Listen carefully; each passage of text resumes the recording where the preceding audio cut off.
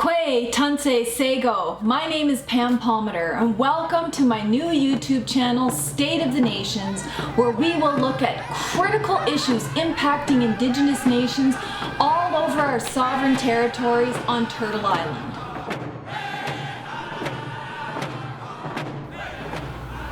Today, I'm talking to you about what has become a slow motion implosion of the National Inquiry into Murdered and Missing Indigenous Women and Girls. What started out as an inquiry that was supposed to look at this crisis has itself become a crisis. The question is, what do we do about it now? Since the launch of the inquiry in 2016, we have watched it slowly unravel and all but crumble under the weight of its own dysfunction, despite claims by the commissioners that there is nothing wrong with the inquiry. It has not only been painful to watch, but hurtful and re-traumatizing for many of the families who have already gone through the pain and suffering of losing their moms, aunties, sisters, cousins, daughters through this crisis. The Chief Commissioner, Marion Buller, would have us believe that all is okay, that they are just suffering a little bit of growing pains. Unfortunately, the dysfunctional nature of the National Inquiry has been unraveling in a very public and obvious manner. The question is, what do we do about it now? For decades, Indigenous women and families have tried their very best to bring this crisis of murdered and missing Indigenous women and girls to the forefront in the media, before the provinces, territories, and the federal government, always requesting action. What do we do about this? Unfortunately, Canada and the provinces have failed to take any real concrete action to stem the crisis and do anything to prevent it from happening in the future. And what has been the result? The result is literally thousands of murdered and missing Indigenous women and girls in this country at extremely disproportionate rates. Despite being only 4% of the population in Canada, Indigenous women and girls represent 16% of all of those who've gone murdered and missing. And while that statistic is shocking, that's only the national statistic. At the provincial level, in provinces like Manitoba and Saskatchewan, those statistics are as high as 49 and 55%. At a time when Canada's crime rate is at an all-time low, when the homicide rate is decreasing year after year, for Indigenous women and girls, they have 7 times the national rate for homicides. They are 7 times more likely to be targeted by serial killers. And what's the reason for this? It's because of the near impunity that people have when they commit violent acts against Indigenous women and girls. Canada can easily cite the statistics on all of the victims, but they can't so easily cite the statistics on conviction rates for people who perpetrate these crimes, and that's part of the problem. So when the Prime Minister made his promise after being elected that his first order of business would be a national inquiry into murdered and missing Indigenous women, we were all encouraged. All of us wanted to support this inquiry and make it the best that it can be. However, since the launch of the inquiry in 2016, and then its second launch in 2017, there has been all but radio silence, and we have literally tried everything. So experts on the outside, activists, researchers, family members, First Nation leaders have tried phone calls, requests for meetings, letters, emails, even open letters to the media saying, give us information. What is happening? Why is there no communication? Why is there no schedule of meetings? Why do we have no information about funding and supports to participate in this or how we're going to participate in it? And This has been snowballing. The very same concerns that we raised early in 2016 about the lack of information and communication are the same concerns that we're having now. Yet the Chief Commissioner continues to portray to the media like everything is okay, which is a blatant disregard for what we can all see happening here in the public. Then a serious blow happened to the inquiry. The senior staffers that worked for the inquiry all resigned in succession. So they lost their director of operations, their director of communications, the manager of community relations, and a host of other positions. And contrary to what the Chief Commissioner said, they didn't leave for personal, one-of-a-lifetime job opportunities.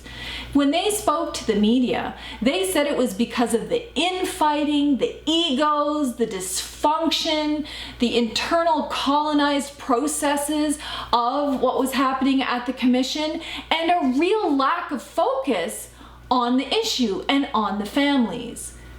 Despite all of this, the Chief Commissioner continued to say that this was just growing pains.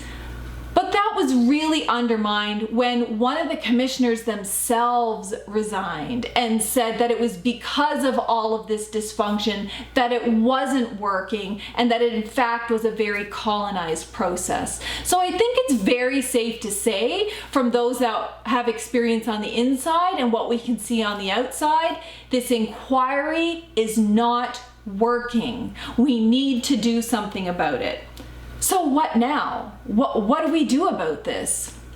We have a scenario where the National Inquiry has created mistrust, a lack of information, the adversarial position that the Chief Commissioner has taken with the whole matter, and her refusal to resign has created distrust. And now we have a lot of pain in many of the families. And so it's no surprise that many of the families and the experts on the outside have made calls for a hard reset. It's time to start over and get this right. And just in case it wasn't already really obvious about what was happening in the National Inquiry, the expert panel hearings from last week was a very public display of how they are getting everything wrong. You have a scenario where the majority of the seats that were set aside for the families to attend were empty. The families say they weren't provided with any transportation money, they weren't provided with any food at the inquiry, they weren't provided with any information, and so the majority of families simply couldn't attend. And it wasn't just the families that were impacted. The NGOs who have national standing, who are supposed to participate in all of the events across Canada, the majority of them said that they couldn't attend because no funding was provided for travel, no funding was provided for their legal counsel, despite indications that they would get some kind of funding in the future. So you have a scenario where the confirmed list of attendees were, for the most part, the provinces and territories and police reps. Now, if that's not a power imbalance, I don't know what is. And that sounds an awful lot like the Wally Opal inquiry, the Commission of Inquiry he did on missing Indigenous women and other women in BC, where a large number of the families and NGOs pulled out of that process because they too were not supported to attend in any effective way, yet the costs for lawyers and transportation were completely provided for the province, the federal government, and all of the police organizations. So what are we doing? Is this just an exercise in superficiality? Are we just going through the motions to say that it was done and all that will be on the record is what the police and the provinces and governments have to say? Or do they truly care about what the families have to say and what the experts and advocates have to say? Because if they do, then we need a dramatic change in what's happening in the inquiry. So the question is then, what do we do now? The inquiry is in a mess. No one intended it to be that way. No one wants it to be a mess, but it's in a mess. It's in its own crisis. the first thing we have to do is remember the focus of this.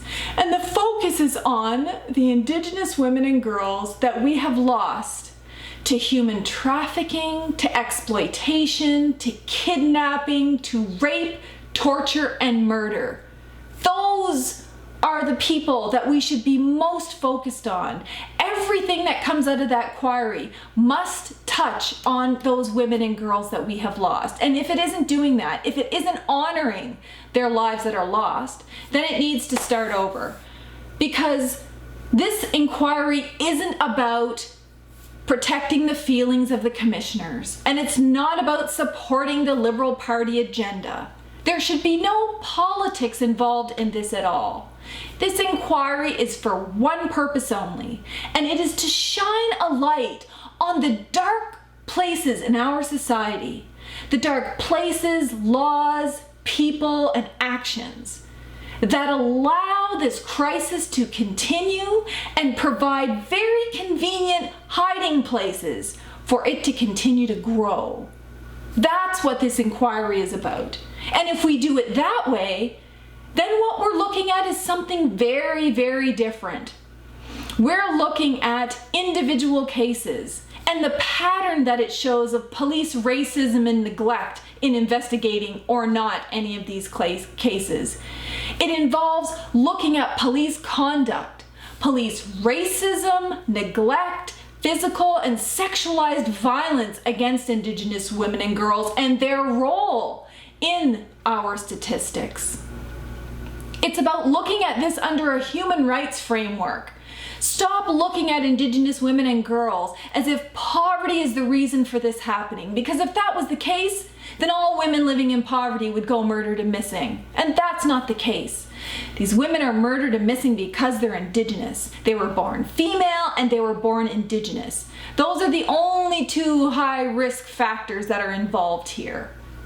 So we need to stop shining a light on the perceived and racist and stereotypical defects that society has placed on Indigenous women and girls, and we need to shift the focus. And that focus is a human rights framework which looks at all of the ways in which Canadian and provincial and territorial governments have failed to respect and implement the human rights of these women and girls, and how that has led to the crisis that we have today, and not any problem with the Indigenous women and girls. And this isn't something new, and this isn't a crazy idea. This is something that the United Nations Committee for the Elimination of All Forms of Racial Discrimination agrees with. It literally just released its report expressing alarm at the continuing number of murdered and missing Indigenous women and girls. It's concerned about the unaccountable and non-transparent inquiry that's not supporting families, and it made some key structural recommendations that this inquiry has to be reimagined on a human rights framework in a way that reviews all of the police and individual cases, and also supports for the families. So even the United Nations is saying exactly what many of the families and the advocates have been saying on the outside. But there's lots of fears. Well, what if this happens? What if the inquiry is reset? What if our testimony, what if our information gets lost? What if there is no inquiry? And none of those two things have to happen. They are legitimate fears, given Canada's past history with Indigenous peoples. But Canada has committed to a national inquiry. The Prime Minister has committed to a national inquiry that would get at the root causes and the answers about what's happening with this crisis. He's obligated to continue with it. A reset doesn't impact that at all.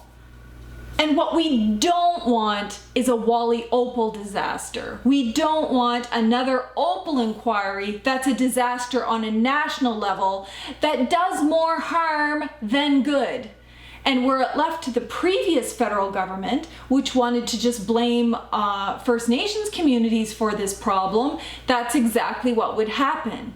We can't let this happen now. So, Mr. Prime Minister, The next move is yours. You claim to be a feminist prime minister. You say that there is no relationship more important to you than the one with Indigenous peoples. Well, if that's truly the case, surely that relationship must include one with Indigenous women and girls. And if it does, then you owe us better than this messed up inquiry that we have right now. And keep in mind, a reset is not a failure. The Truth and Reconciliation Commission is evidence that a reset can be beneficial. When it started out, there were lots of problems.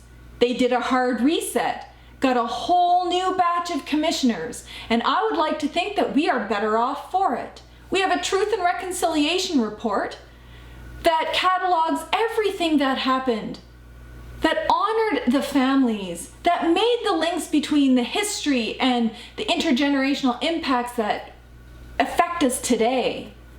They also recommended a national inquiry into murder to missing Indigenous women. One can only presume that they meant one that was done right, not one that would be more harmful. So, a reset is not a failure, Mr. Prime Minister. A reset is just a small bump in the road that we can collectively get over. And it's to be expected. We are engaged in a new relationship. We're trying to decolonize processes. We're trying to reconcile our differences. That can't happen without some conflict, without some disagreement, and without some bumps in the road. And a reset of this inquiry is just that. It's just a bump in the road that we can get over together if we care enough to end the violence against Indigenous women and girls. And I, for one, do. I'm calling on you, Mr. Prime Minister. Make that move. Do more. Take action. Show our people that you care and make this inquiry the inquiry that it was meant to be. Thank you for watching my channel. If you would like to support more episodes, please consider subscribing down below and liking this video. And consider sharing this video with your friends and relatives and other social justice activists so that we can address all of the inequities in our society, so that we can live together with mutual respect, mutual benefit, and mutual protection like the original treaty vision. Thank you.